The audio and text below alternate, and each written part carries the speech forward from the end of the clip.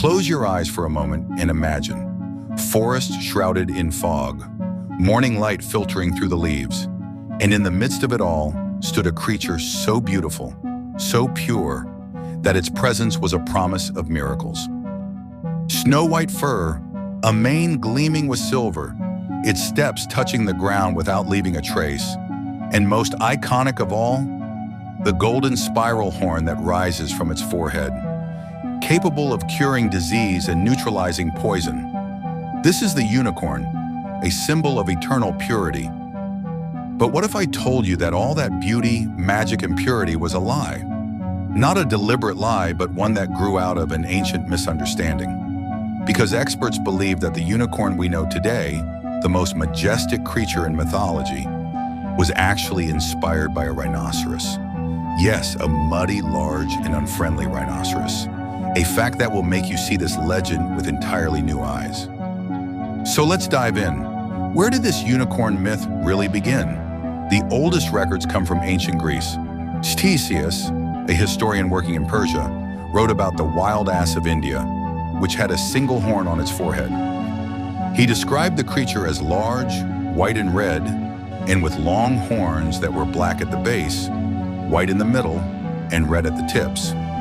Sounds magical, doesn't it? But let's face it, Ctesias had never seen this creature. He had only heard stories from merchants.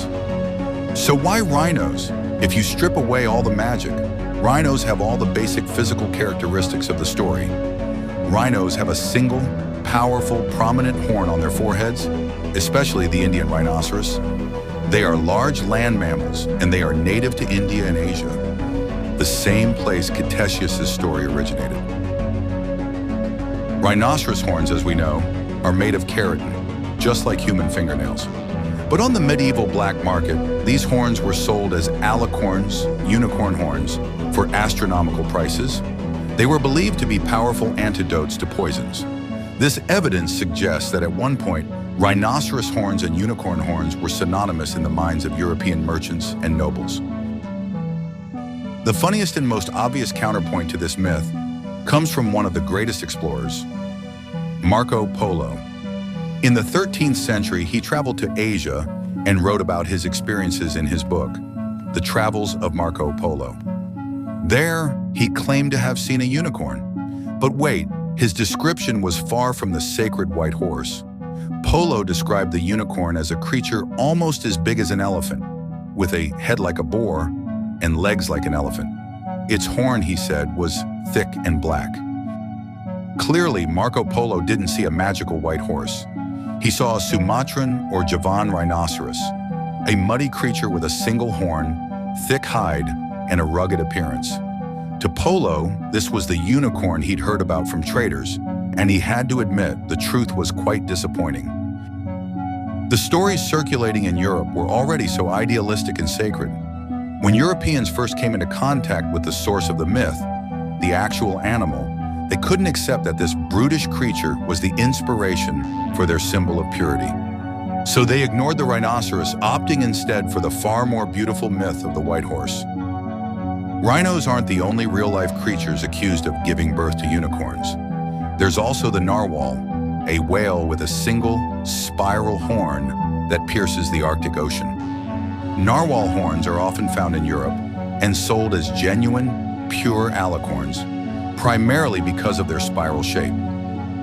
However, there's a far more impressive candidate, one that bridges the gap between the rhinoceros and the modern unicorn, Elasmotherium, also nicknamed the Siberian unicorn rhinoceros. Elasmotherium was a giant prehistoric rhinoceros that reached 2 meters in height.